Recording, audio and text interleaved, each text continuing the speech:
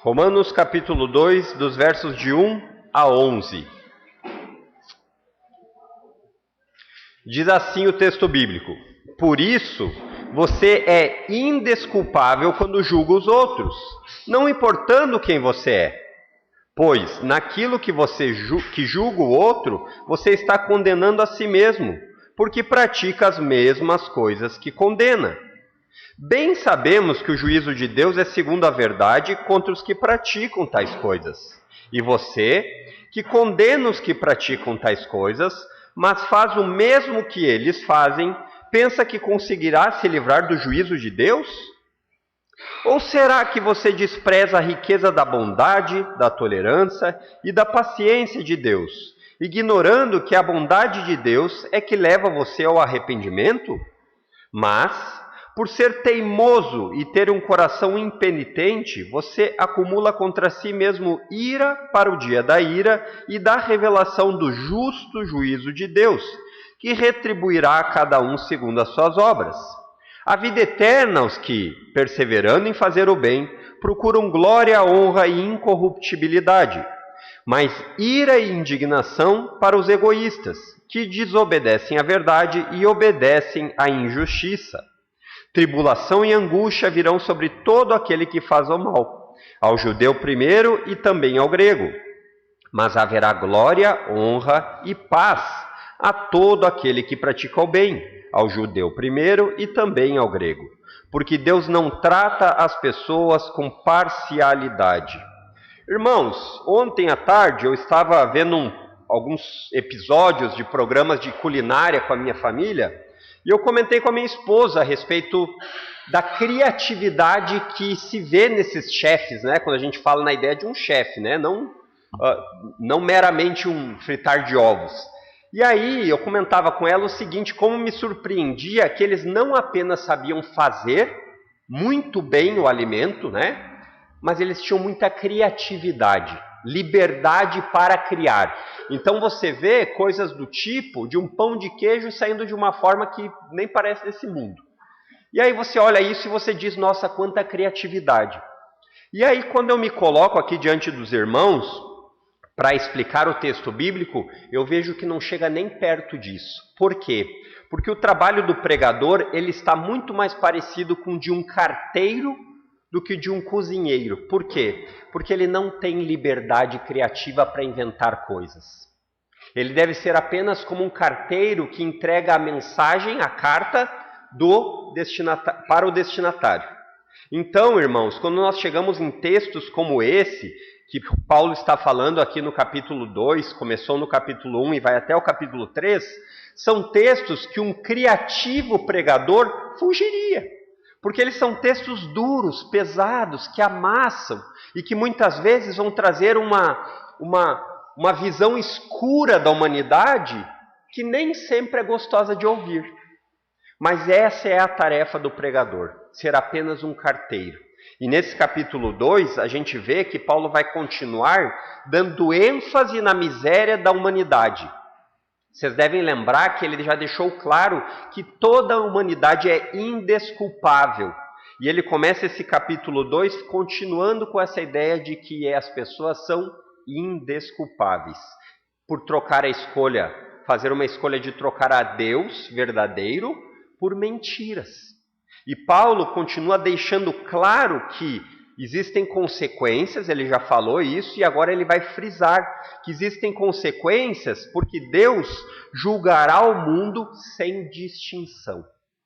Ele não passará a mão na cabeça de um ou de outro por causa da sua posição social, por causa de quanto as pessoas têm poder dinheiro nas suas contas, poder, influência. Não, ele vai julgar todos sem distinção. E esse assunto é sempre atual. Por quê? Porque você deve ser como eu, que com frequência vê injustiças nesse mundo, e muitas vezes a gente diz assim, onde está Deus? As pessoas falam, onde está esse Deus justo que deixa tantas injustiças acontecendo? E Paulo deixa muito claro aqui nesse texto, e ele vai continuar nos explicando, que existe um padrão da palavra de Deus que é inegociável. E o juízo de Deus, descrito aqui nesse capítulo de 2, de 1 a 11, deixa muito claro o castigo merecido pelo pecado. E o que eu quero fazer com vocês, e o meu objetivo é que nós possamos aprender pelo menos 4 verdades importantes aqui.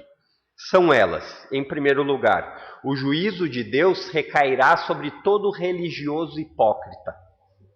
A segunda verdade, o julgamento de Deus recairá sobre todo aquele que rejeita a misericórdia de Deus. Depois, eu quero levar vocês aqui juntos a vermos que o julgamento de Deus recairá sobre todas as atitudes dos seres humanos. E por fim, o julgamento de Deus é justo, real e eterno. Então, em primeiro lugar, o julgamento de Deus recairá sobre todo religioso hipócrita. Leiam comigo aí os versos de 1 a 3, diz assim: por isso, você é indesculpável quando julga os outros, não importando quem você é. Pois naquilo que julga o outro, você está condenando a si mesmo, porque pratica as mesmas coisas que condena. Bem sabemos que o juízo de Deus é segundo a verdade contra os que praticam tais coisas. E você, que condena os que praticam tais coisas, mas faz o mesmo que eles fazem, pensa que conseguirá se livrar do juízo de Deus? Então, aqui lembrando um pouquinho do contexto que Paulo vem trazendo, vocês devem lembrar que no capítulo 1, ele falou a respeito do juízo de Deus em forma de condenação sobre o quê? Idolatria, né? A ideia de colocar alguém no lugar de Deus, e a ideia da homossexualidade, um padrão que era muito comum naquele mundo greco-romano e que muitas vezes era tido como normal. Então esse é o contexto que o apóstolo Paulo vem falando sobre pecado. E aqui no capítulo 2, você nota que ele muda o tom de falar. Até então ele vinha falando para aquele povo chamado como gentil, que era a ideia dos não-judeus. Então, nós caminhando nesse raciocínio lógico, é como se Paulo fosse falando para uma multidão: olha, todo aquele pecador que troca a verdade de Deus pela idolatria, pela mentira, é condenável.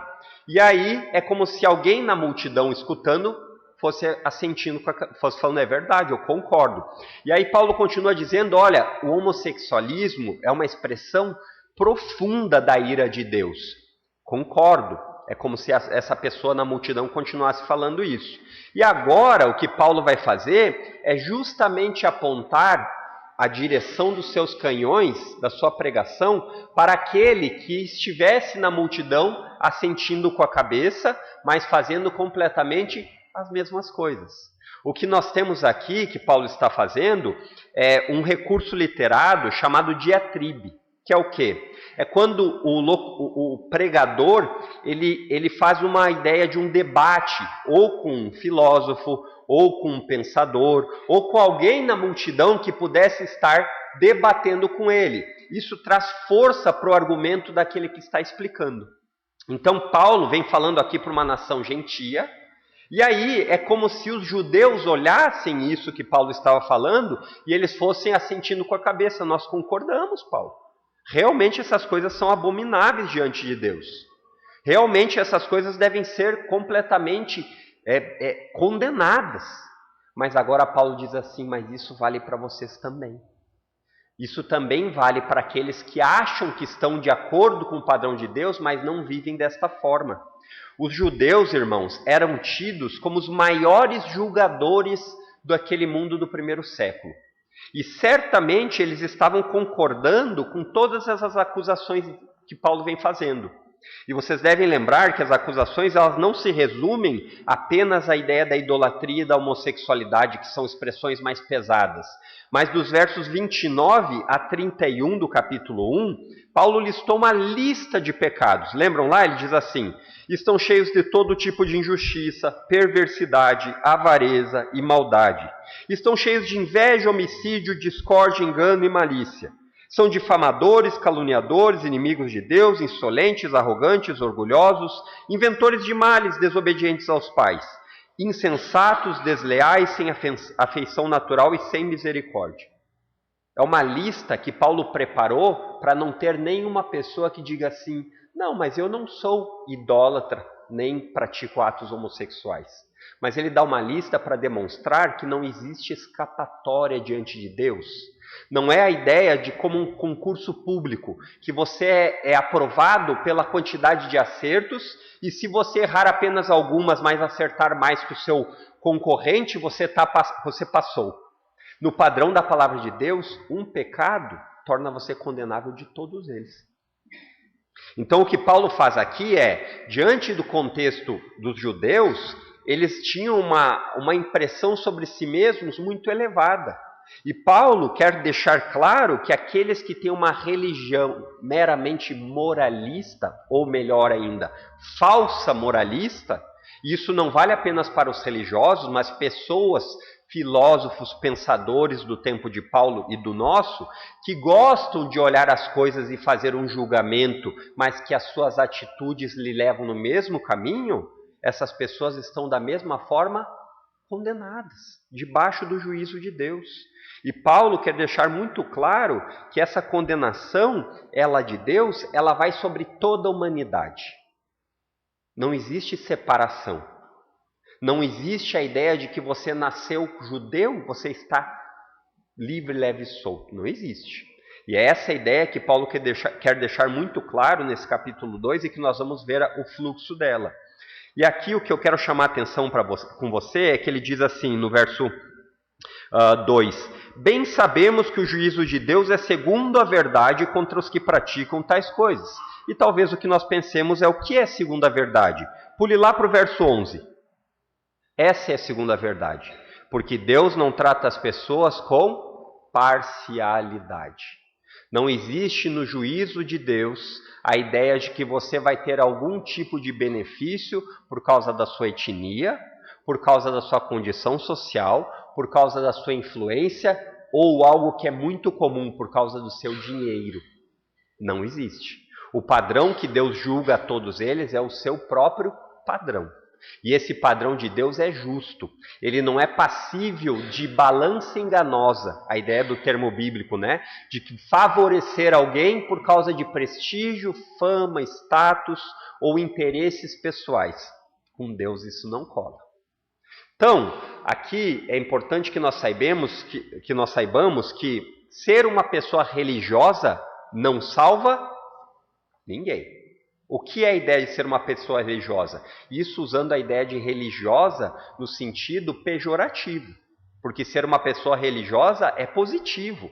Mas a ideia de que ser uma pessoa religiosa que apenas tem uma tradição salva alguém, não vai colar. Não adianta você vir todos os domingos na igreja como se isso fosse o necessário para você estar no pacote, na família de Deus. Não. Isso apenas engana as pessoas, porque as pessoas acabam criando uma rotina religiosa, mas nunca existiu mudança interior de vida. E embora a ideia de uma rotina seja algo extremamente desejável, eu gosto de rotinas e incentivo os irmãos a terem rotina. Por exemplo, tem a rotina diária de ler a Bíblia, tem a rotina diária de oração, mas é necessário que essa rotina, que você tenha esse cuidado, que essa rotina não fique só no externo, no exterior. Uma rotina religiosa para os outros verem. Não, é necessário que seja algo que mudou no seu interior. É a ideia de vir todo domingo na igreja, mas o resto da semana não leva a Deus em consideração em nada. No seu trabalho você continua fazendo mutretinha, continua tendo uma maneira desonesta de trabalhar, continua roubando o tempo do seu chefe, continua muitas vezes na escola se comportando da mesma forma que um descrente, mas no domingo você vem e está tudo bem. Isso é a ideia do que Paulo está justamente condenando, de uma atitude que cai em juízo de Deus. Uma religiosidade hipócrita. E aqui eu quero deixar bem claro a você que Paulo não está proibindo o julgamento. Parece que lendo aqui no texto, por isso você é indesculpável quando julga os outros. A gente parasse aqui, a gente diz assim, olha, o julgamento é proibido. Mas não é essa a ideia de Paulo.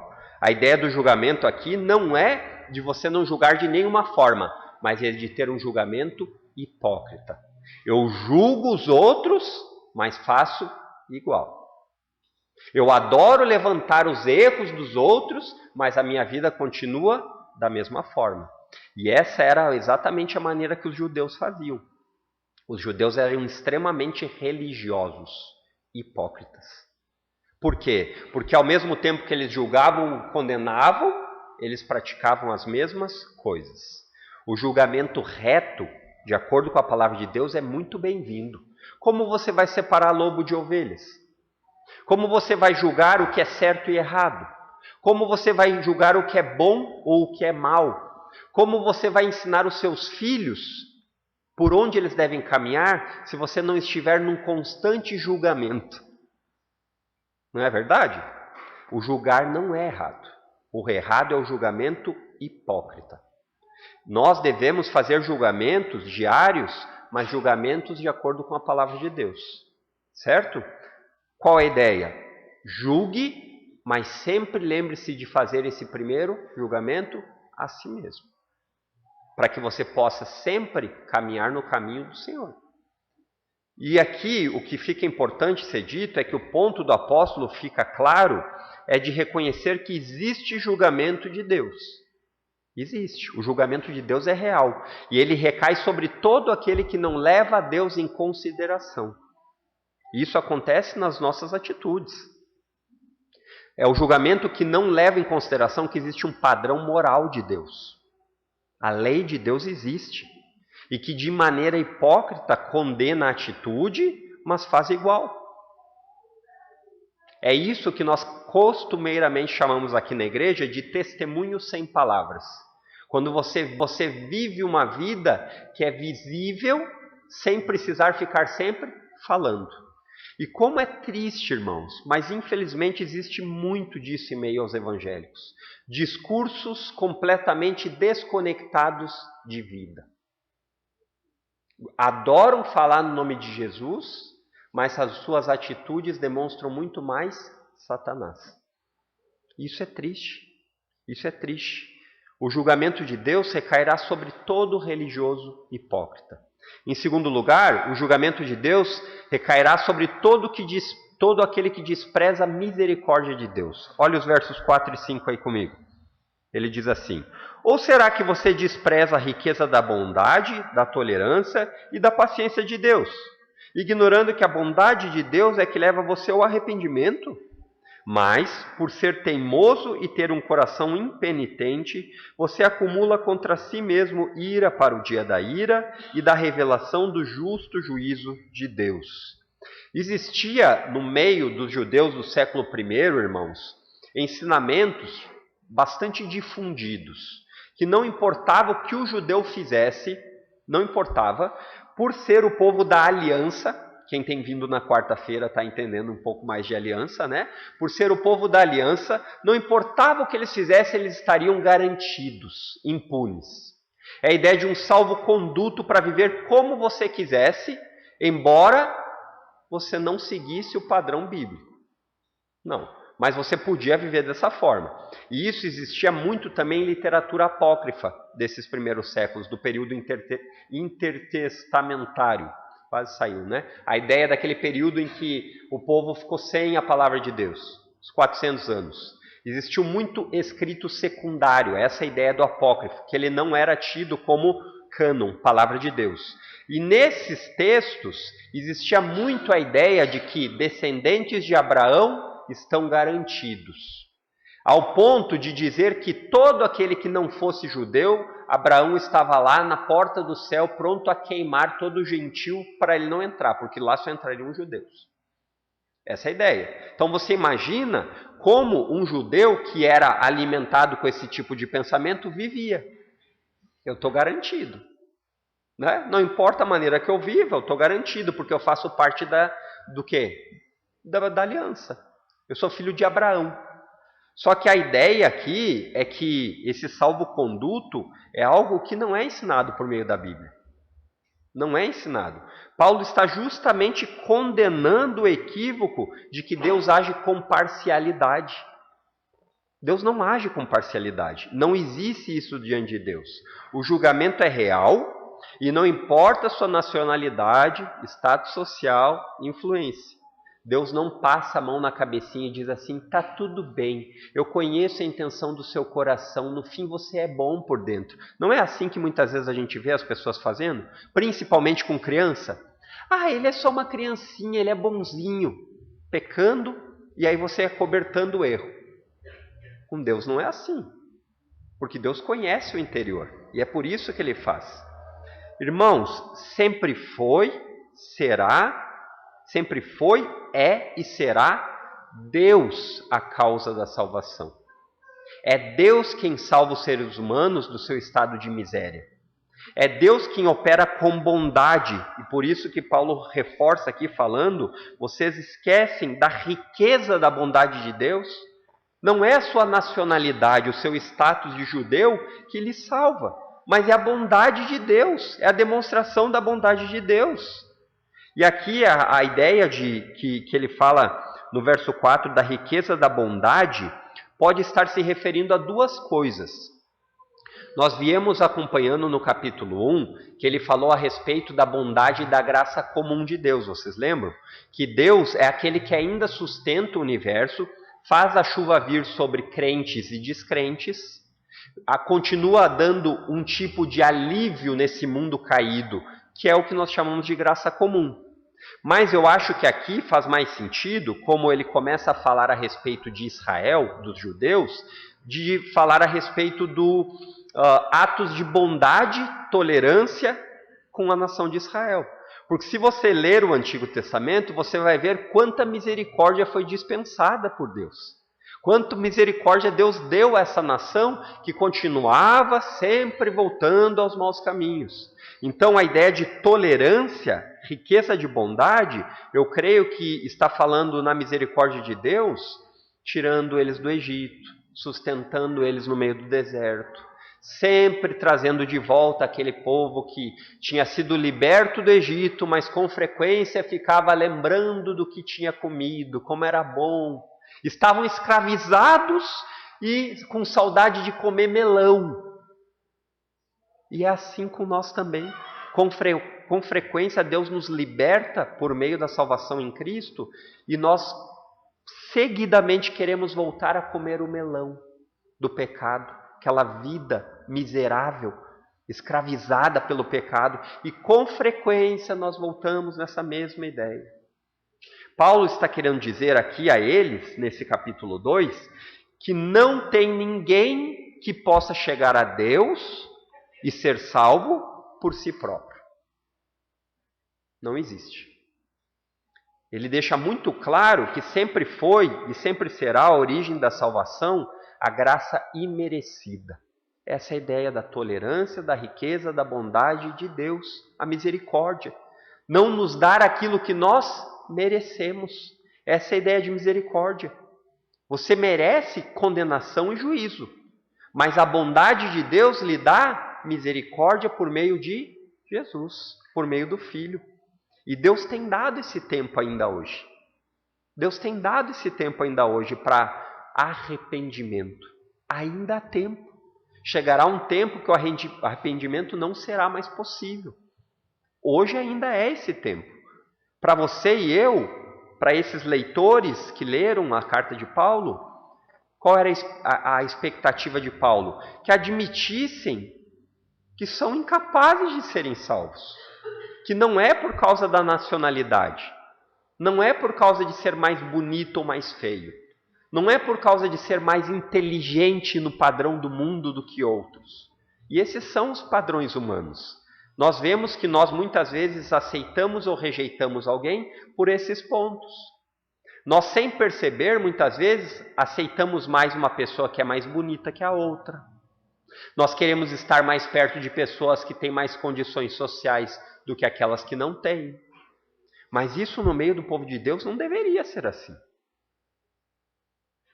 A lista dos pecados anteriores, dos versos 29 a 31 do capítulo 1, deixam muito claro que não existe ali, e ali nem está exaustiva, não é uma lista completa. Olha, esses são os pecados que existem no mundo. Não é isso. Mas só nessa pequena lista, se você ler com humildade e sozinho reconhecer, você vai dizer assim, eu não passo nessa lista. E porque eu não passo nessa lista, eu sou indesculpável. E porque ninguém passa nessa lista, todos são indesculpáveis. E reconhecer isso é o necessário. Porém, o que o apóstolo Paulo fala aqui no verso 5, ele diz assim: mesmo sendo explicado isto, existem pessoas que são teimosas e têm um coração impenitente. A ideia de um coração impenitente é um coração que não se arrepende. É quando escuta algo e mesmo que aquilo seja comprovado para ele, ele diz assim: eu não vou entrar nessa. Quando a gente olha isso, a gente olha para a humanidade dos nossos dias e a gente diz assim: isso acontece hoje. Paulo escreveu essa carta há centenas de anos atrás e isso acontece ainda hoje. Por quê? Porque o coração do ser humano é teimoso e impenitente. Teimoso e impenitente. E a Bíblia deixa muito claro o ensinamento geral da Bíblia, o ensino que tem nela, que Deus abomina um coração impenitente, um coração orgulhoso. Deus abomina. Mas um coração quebrantado, que se arrepende, não é que um coração se tornou perfeito, mas arrependido, Deus está sempre disposto a escutar. E Paulo destaca mais uma vez aqui no verso 5, o destino daqueles que têm um coração orgulhoso, impenitente. E isso é muito triste de saber que esse destino é real. Ele diz assim: mas por ser um teimoso e ter um coração impenitente, você acumula contra si mesmo ira para o dia da ira e da revelação do justo juízo de Deus. Se vocês têm acompanhado nas quartas-feiras doutrinas fundamentais, vocês lembram o que quer dizer revelação, né? Revelação é o ato de tornar algo conhecido. E aqui Paulo está dizendo que tem um dia que Deus tornará o seu julgamento final conhecido. E esse dia é um dia de ira, e aqueles que têm um coração impenitente, orgulhoso e que não reconhece que deveria se arrepender, vão acumulando juízo, juízo, juízo, juízo. E um dia esse juízo será retribuído da maneira que eles merecem. Pessoas que ouvem sobre o Evangelho, sobre a salvação que há somente por meio do Filho, e não tomam uma atitude, escutam sobre Jesus, que elas precisam crer em Cristo para serem salvas, mas elas não tomam uma atitude, elas estão acumulando juízo para si mesmas. Pessoas que vêm na igreja e dormem, por mais chata que seja a pregação, elas estão acumulando juízo para si. Pessoas que vêm na igreja e não dão o devido respeito à pregação da palavra de Deus, estão acumulando juízo sobre si. Isso é terrível. Isso deveria nos chocar. Isso deveria nos fazer ter uma atitude de pais para filhos, de dizer assim: meu filho, preste atenção. Isso deveria fazer com que nós mesmos olhássemos para nós e disséssemos assim: Adriano, preste atenção que esse texto é para você. Porque caso contrário, o juízo está sendo acumulado. Essa conta vai ser cobrada um dia. E isto é um risco, irmãos. Eu sinto dizer isso, mas é um risco para nós. Por quê? Porque existem muitos no meio da igreja que são religiosos hipócritas.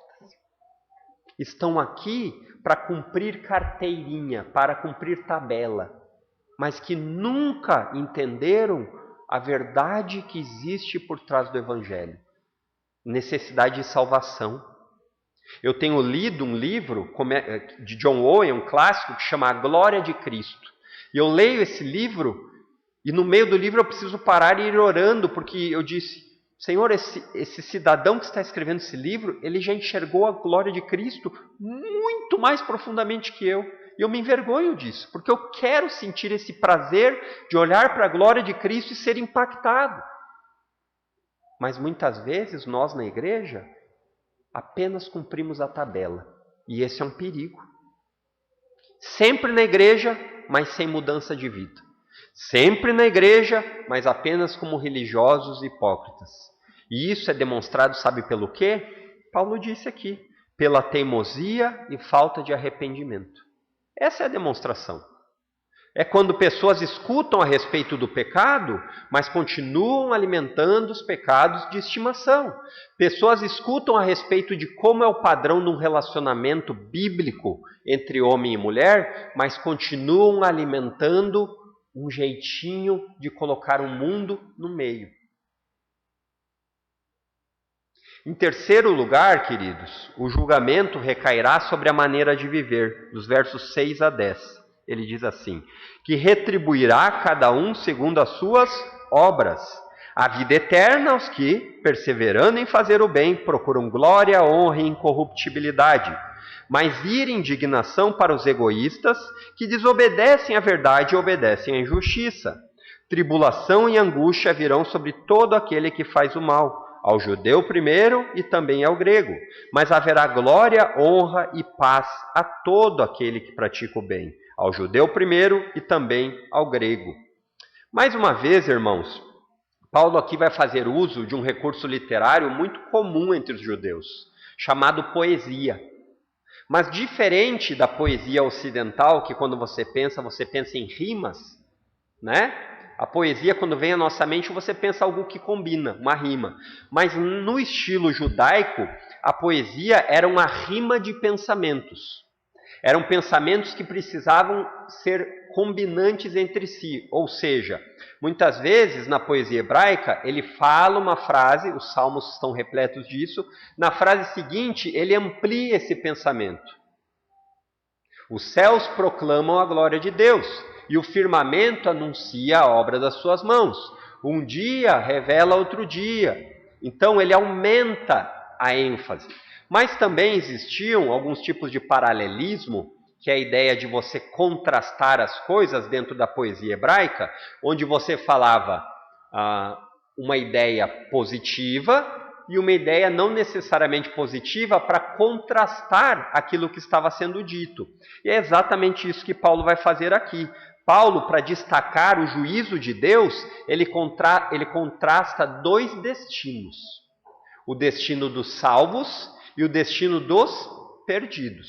Nós vamos ver isso, que ele vai falar a ideia de boas e más obras. E ele vai dar essa ênfase. E dentro desse paralelismo, que é a ideia de colocar esses pensamentos em paralelo, você vai ver aqui um recurso chamado quiasmo. Não é um vegetal.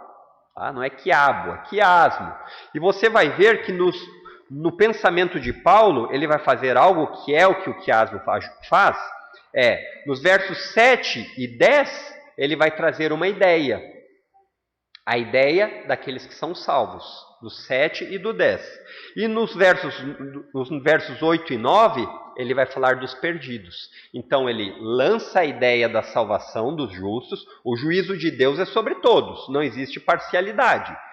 Versos 7 e 10 ele explica o destino dos salvos. E versos 8 e 9, imagine aqui um colchetes abrindo por fora do 7 e do 10, e no 8 e no 9 se juntando. Então ele diz assim, nos versos 7 e 8 aqui, 7 e 10, vida eterna aos que perseverando em fazer bem procuram glória, honra e incorruptibilidade. E aí ele fala no 10, haverá glória, honra e paz a todo aquele que pratica o bem, ao judeu primeiro e também ao grego. E os versos 8 e 9, ele deixa denso, forte, a ideia do pensamento dos que vão ser condenados. Ira e indignação para os egoístas, que desobedecem à verdade e obedecem à injustiça.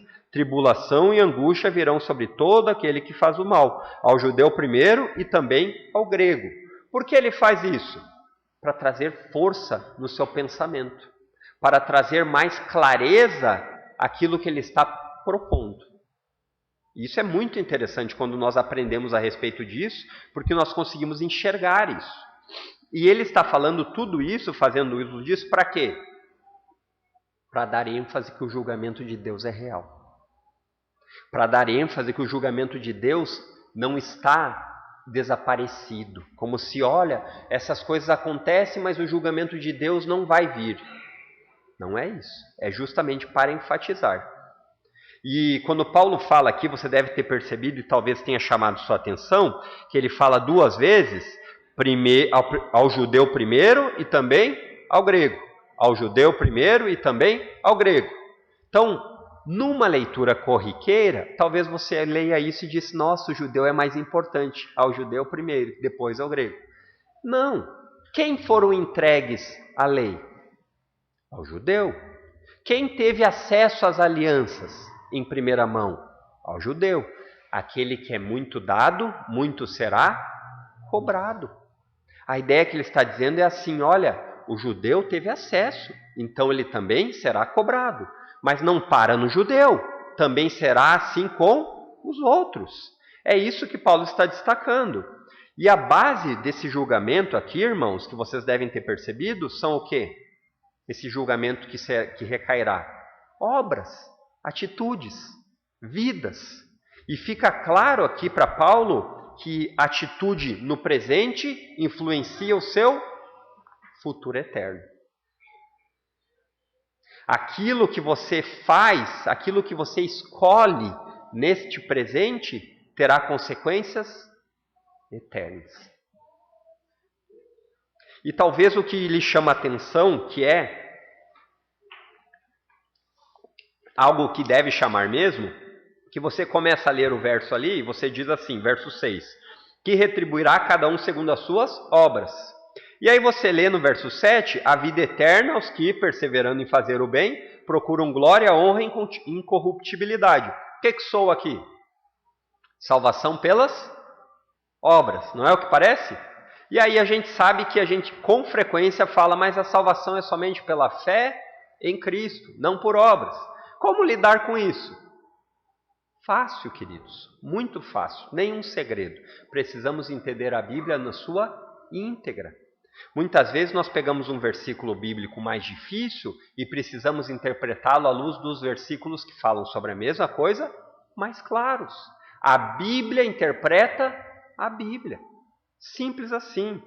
Então, boas e más obras.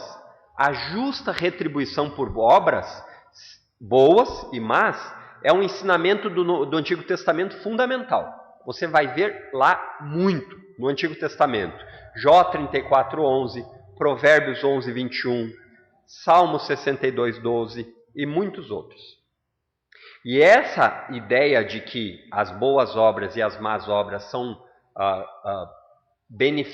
serão retribuídas no final, também invade o Novo Testamento. Em Mateus 16:27 nós temos lá isso. O pastor Fernando já pregou sobre isso. Porém, é importante entender que no fluxo da revelação de Deus, lembram? Como é que é o nome que nós chamamos aqui nas doutrinas fundamentais? Revelação progressiva. No Antigo Testamento, a maior parte pensa numa retribuição apenas terrena. Ah, não tem lá retribuição céu e inferno? Claro que tem. Mas se você ler os textos, você vai ver que a retribuição é muito mais enfatizada. Colheu aqui, plantou logo em seguida. Porém, no Novo Testamento, nós vemos que a retribuição vai ser levada para além da morte e da vida. Não para aqui. É o que Paulo ensina lá em 2 Coríntios 5, de 1 a 10. Qual é a ideia aqui?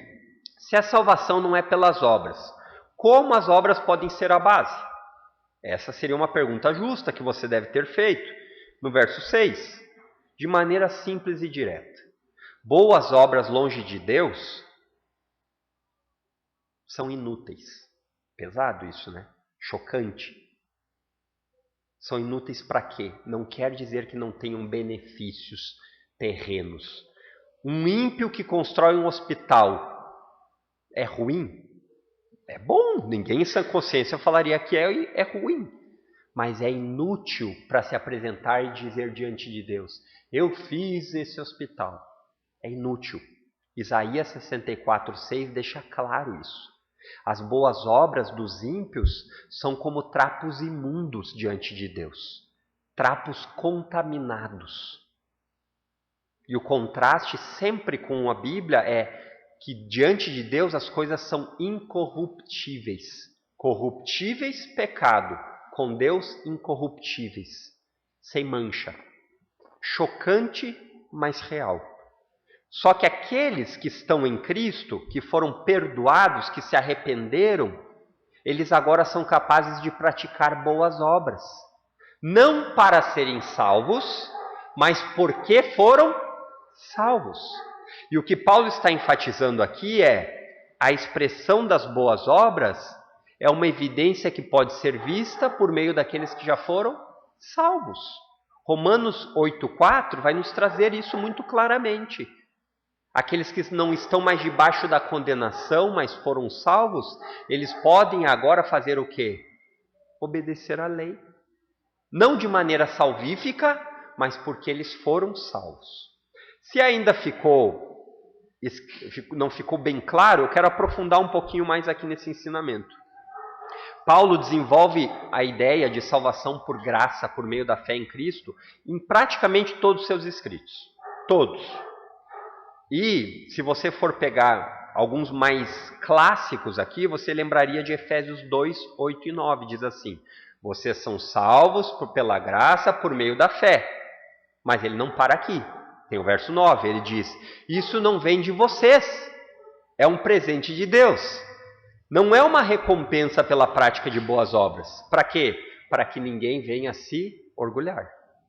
Por quê? Porque eu diria assim: olha, mas eu sou muito mais dedicado que o pastor Fernando, então eu mereço ser salvo. Ele não merece, há injustiça nisso. Mas o verso 11 diz que Deus não age com parcialidade. E por isso as obras não são o fator determinante. Por quê? Porque ninguém poderia chegar diante de Deus e dizer: eu mereço ser salvo. Mas não precisaríamos ter ido longe assim. Volte aí sua Bíblia para os versos 16 e 17 do capítulo 1 de Romanos, que é o ponto alto da carta de Paulo. Aqui Paulo está dando o tema da carta. Ele diz assim: pois não me envergonho do Evangelho, porque é poder de Deus para a salvação de todo aquele que crê, primeiro do judeu e também do grego. Ele volta a falar as duas coisas que são comuns agora nesse texto. Primeiro do judeu e do grego, e ele também diz a salvação para aquele que crê. Aí ele diz no verso 17: porque a justiça de Deus se revela no Evangelho de fé em fé, como está escrito, o justo viverá pela fé. Então, a salvação sempre será, sempre foi, pela fé. Mas as boas obras são uma expressão daquele que creu. Você não é salvo para virar uma mandioca enterrada na terra. Você é salvo para expressar o testemunho sem palavras. De que forma? Pela sua vida prática. Você é salvo para viver para Deus no mundo. Então esse é um equívoco que muitas vezes nós cometemos: estou salvo, não preciso mais fazer nada. Não, esse pensamento nem vem de um salvo. Um salvo ama viver para a glória de Deus. E ele quer continuamente pensar mais a respeito disso. E aí o que nós precisamos deixar bem claro nisso é: o que é o crer salvífico? Né? A salvação vem pelo crer em Cristo. Mas o que é esse crer salvífico? Irmãos, nós vivemos numa época em que nós somos muito adeptos a planos de televisão. E isso vai para a nossa fé. O que é um plano de televisão? É aquele que você escolhe canais à la carte. Olha, esse eu quero, esse me interessa, esse não me interessa. Canais de esporte eu gosto, canais de luta eu não quero, esse tipo. A salvação não é assim. O crer salvífico é um pacote completo. E nesse crer salvífico está incluso a iniciativa salvadora de Deus, que nós dizemos assim: eu quero, eu aceito. Mas o aceito que você diz não é um ato de orgulho, dizendo assim: eu aceito. É um ato de um mendigo que está pegando alimento e que ele não enxerga nada nele que pudesse fazer diferença em aquela pessoa oferecer o alimento. Então é verdade, você aceita Jesus, mas você aceita Jesus nessas condições. Não é um aceitar Jesus no sentido de que você é intocável na sua escolha pessoal. Se é assim, já está no mínimo equivocado. Porque segundo o próprio Deus, aqui na palavra de Paulo falando para nós, o que ele diz? Deus odeia um coração orgulhoso. Como um coração orgulhoso pode dizer: eu aceito a Jesus? Então, o crer inclui o fato que o ser humano aceita a iniciativa de Deus por meio de Jesus. Eu quero, eu preciso, eu não tenho outro lugar para recorrer que não seja Cristo, mas isso está incluso a obediência. Se você ama, obedece os mandamentos. E também é manifesto especialmente em dias difíceis de tribulação, segundo Paulo em 2 Tessalonicenses 14.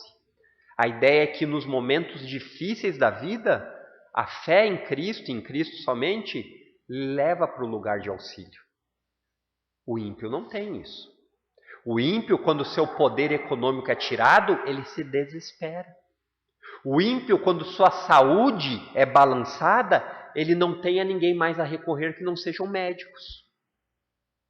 E essa fé salvífica, ela é ativa. Ela acontece diariamente, é real por meio do amor. Gálatas 5, capítulo 5, verso 6. O amor por Deus e pelo seu próximo.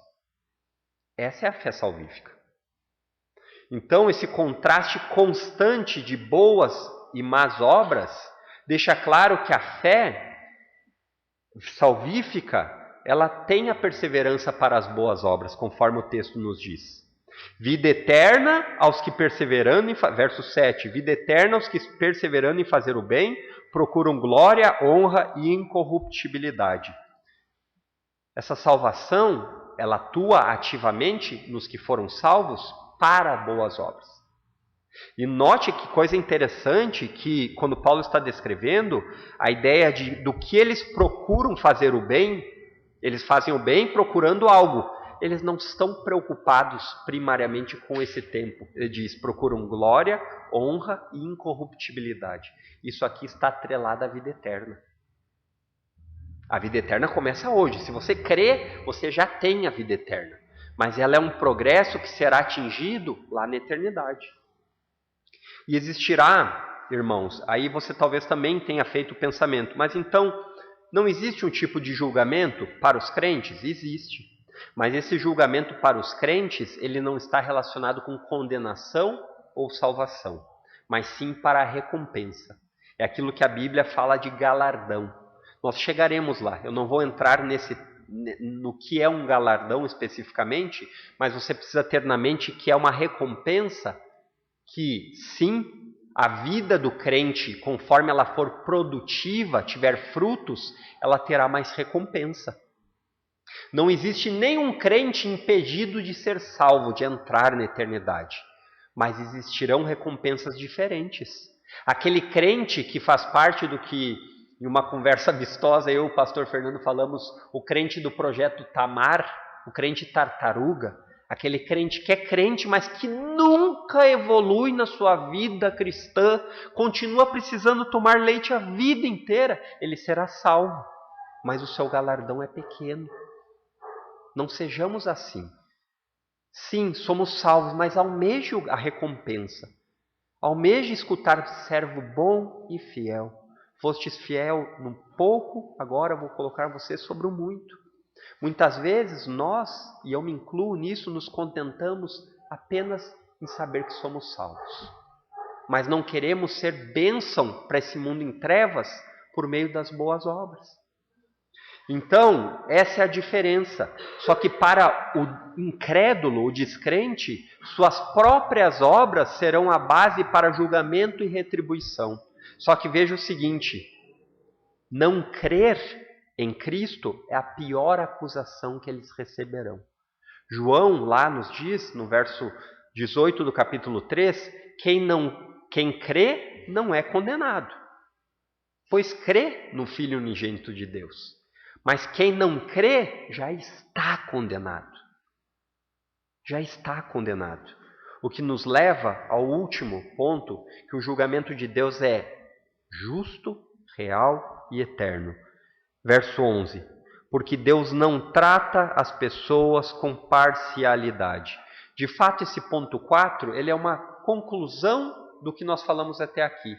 E essa ideia do julgamento de Deus ser real, eterno, ele vem do ponto anterior. O julgamento de Deus é real, Paulo está falando aqui. Ele começou a falar nos versos 6. E a base desse julgamento é o que nós sabemos nesse verso 11. O quê? A imparcialidade. Deus não tem por inocente o culpado. Não tem. E todos, sem distinção, estão debaixo da condenação. Judeus e gentios. Não existe nenhum que olhe para isso e diga assim, estou tranquilo. Porque todos pecaram e carecem da glória de Deus. Todos. E a única forma de você ser reconectado à família de Deus é por meio do Filho. Não há nem um outro. Não há nenhuma outra fórmula. Não há nenhum outro caminho. Não há nenhum outro atalho. As pessoas continuadamente tentam atalhos. Com Deus não existe atalhos. Só existe um caminho, que é verdade e que leva à vida. E ninguém vai a Deus senão por meio deste caminho. E este caminho é Jesus. Não existe outro, é simples. É tão simples que uma criança com poucos anos de vida consegue entender. Neste aspecto, a Bíblia é simples demais. A mensagem mais importante que contém nela o Evangelho, uma criancinha pode entender. Então o problema não está com a mensagem, mas está naquele que a recebe. Essa semana chegou um estoque novo de ômega 3 lá em casa.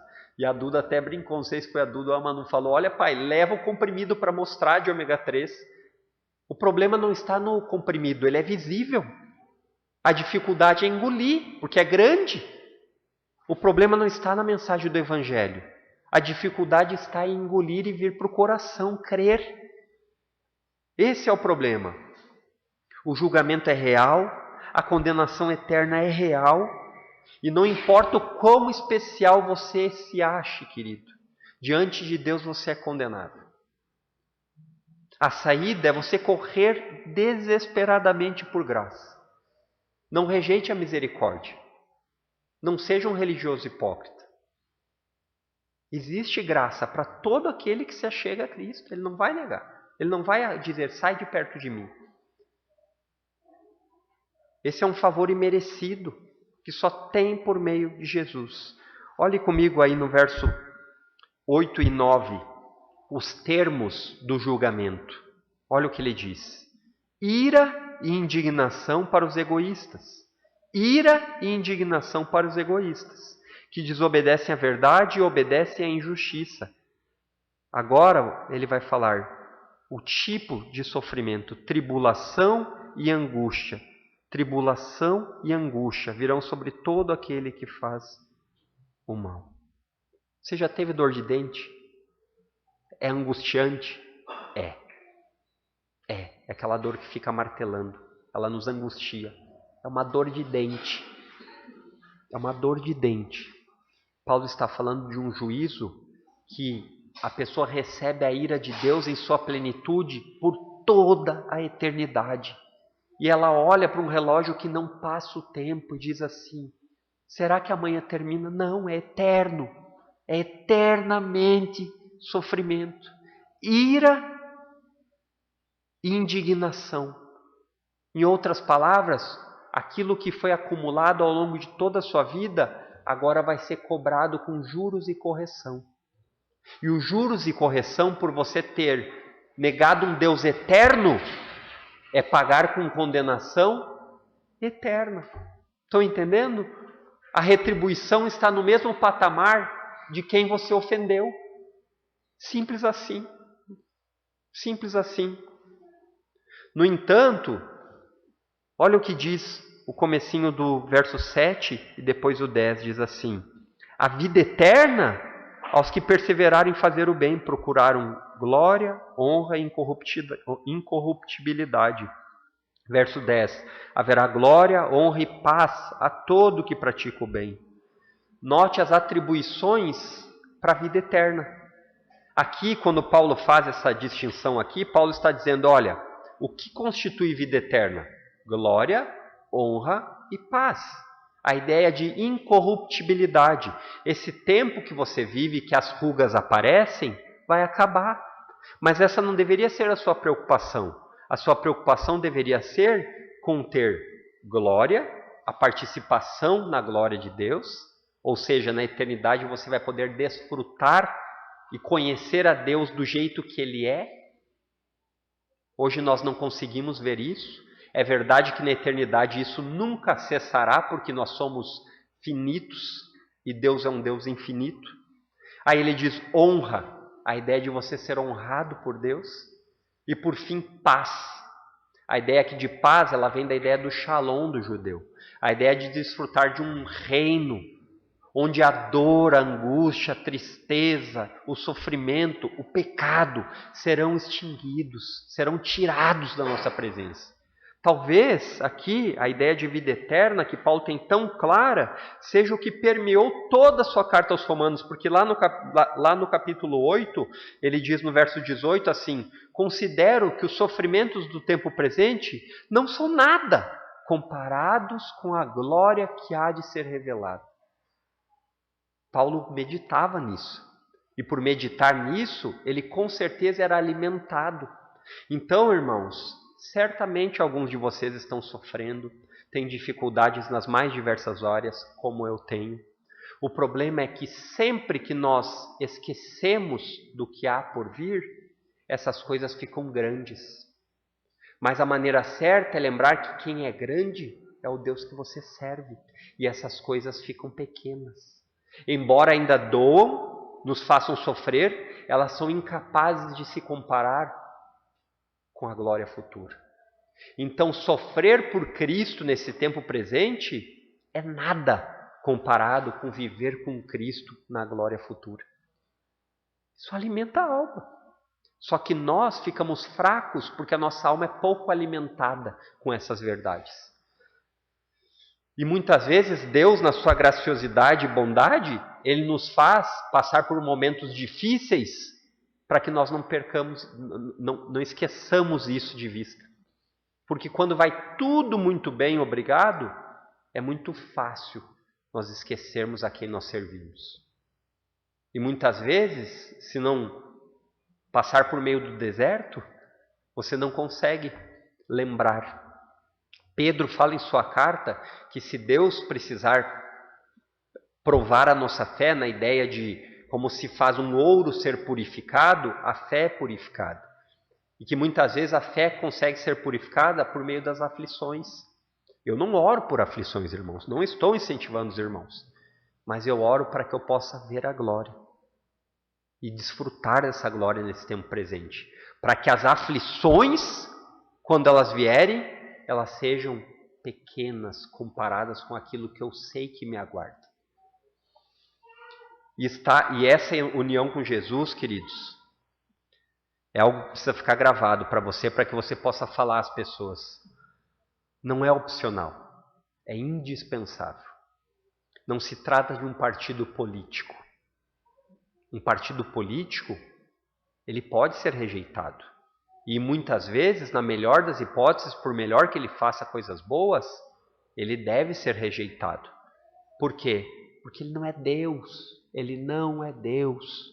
Só existe um Deus. E a escolha de você se unir a Cristo ou não, hoje, tem consequências eternas. Aquilo que você escolhe hoje ditará como você viverá no futuro. Então, se você creu em Jesus, continue a caminhada da fé. Lembre-se que isso não é uma corrida de 100 metros rasos. Eu tenho que cuidar os termos, porque se eu uso um termo errado a respeito de corrida, o pastor Fernando me corrige depois, né? Mas é uma longa jornada, na qual dura a vida inteira. Só que isso precisa ser feito com desejo de intimidade. Você não deve caminhar essa caminhada cristã contente de conhecer pouco, de amar Jesus pouco, de saber pouco sobre a Bíblia. Você deve desejar crescer, ser um gigante na fé. Agora, se você não creu em Jesus verdadeiramente, ou se você está na categoria dos religiosos hipócritas, que cumprem a carteirinha no domingo, Se arrependa hoje. Se arrependa hoje, enquanto há tempo. Corra verdadeiramente para Cristo. Peça a Deus ajuda para visualizar e vislumbrar a glória do Filho. Entender a riqueza da bondade, da tolerância, da misericórdia de Deus ao dar Cristo para a salvação dos seus pecados. Eu não consigo me conformar com pessoas salvas, crentes, mas que não amam aquilo que Cristo amou, a igreja. A igreja não é minha, a igreja é de Cristo.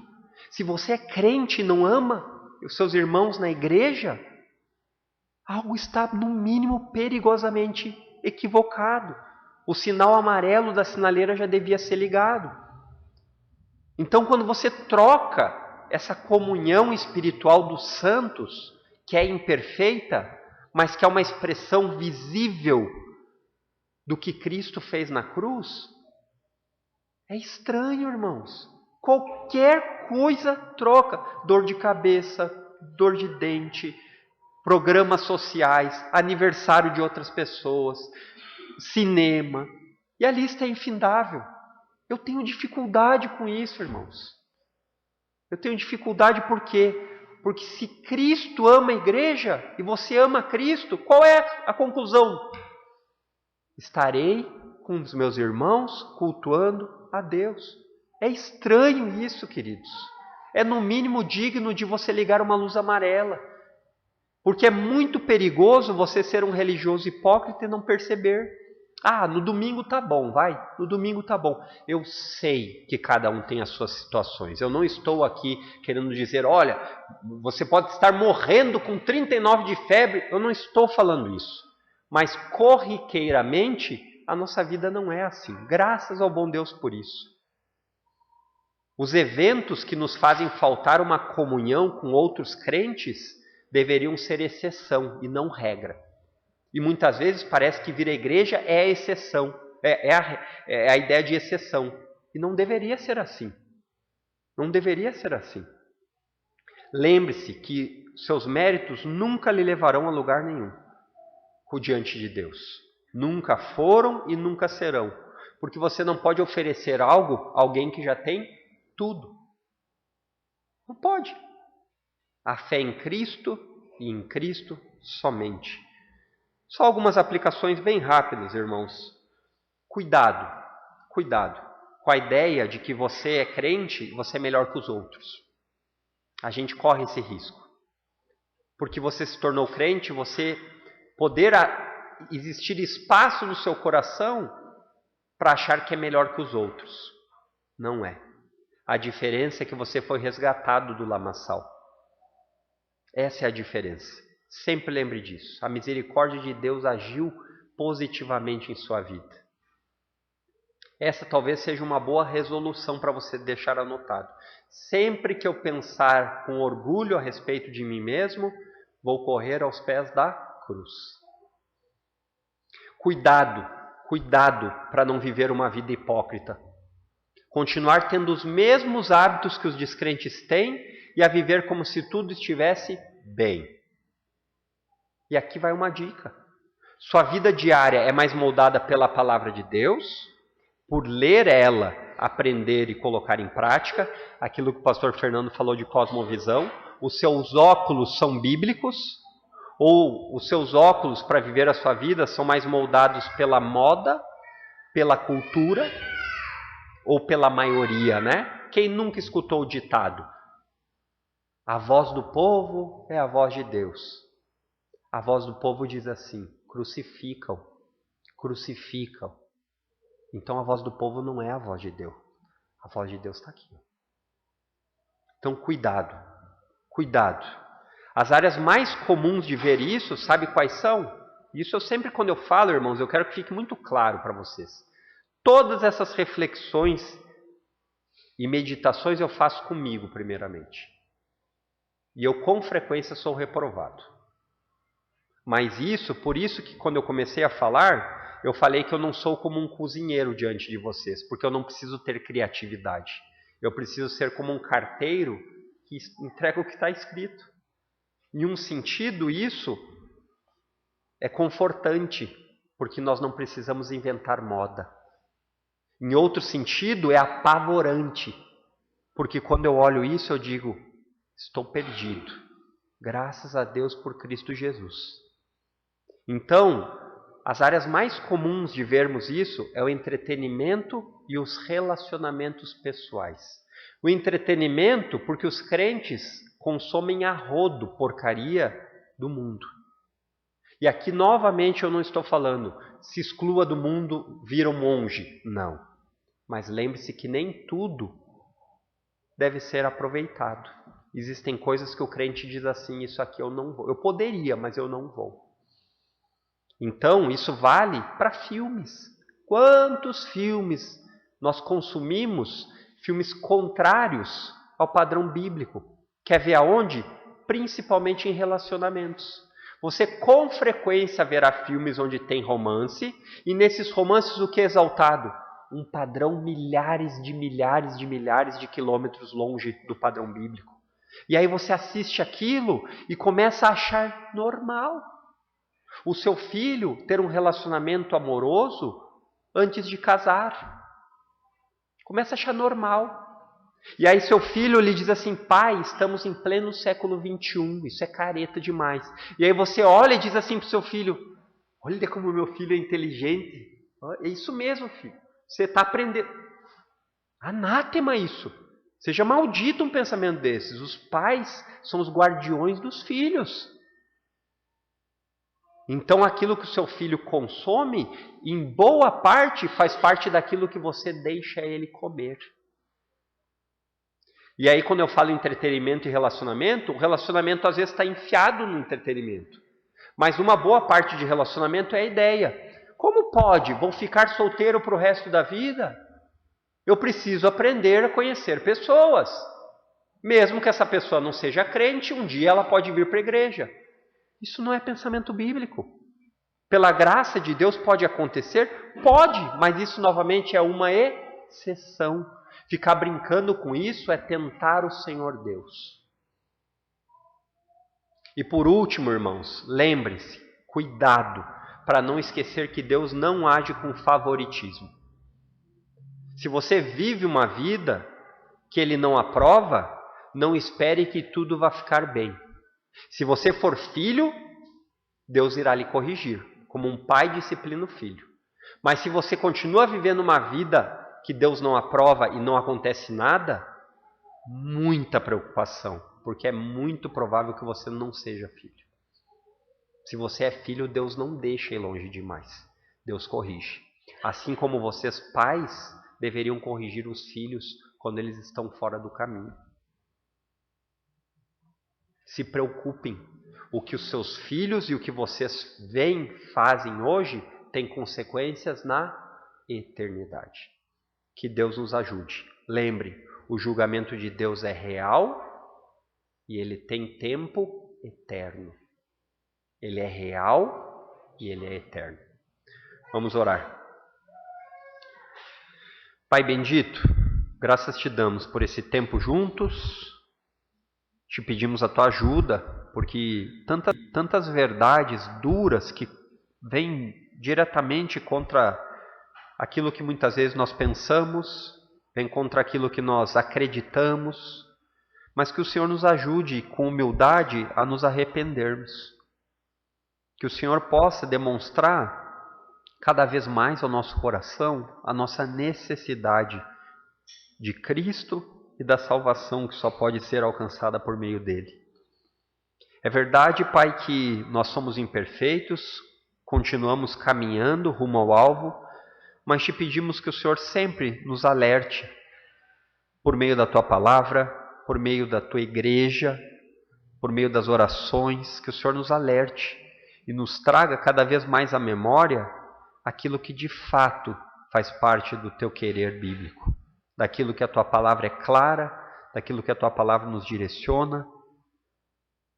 Nos ajuda a cada vez mais deixarmos a preguiça de lado, Senhor. Tantas vezes a preguiça bate a nossa porta para lermos mais, para termos uma rotina saudável, santa. E nos contentamos com uma rotina muitas vezes hipócrita, Não nos deixa assim, Senhor. Nos ajuda, porque só pelo Senhor nós conseguiremos. Só por causa da tua mão grande, forte e poderosa. Que o Senhor seja sempre o motivo da nossa reunião, do nosso culto, e que o Senhor seja exaltado entre nós. É o que nós te pedimos, em nome de Jesus. Amém, queridos.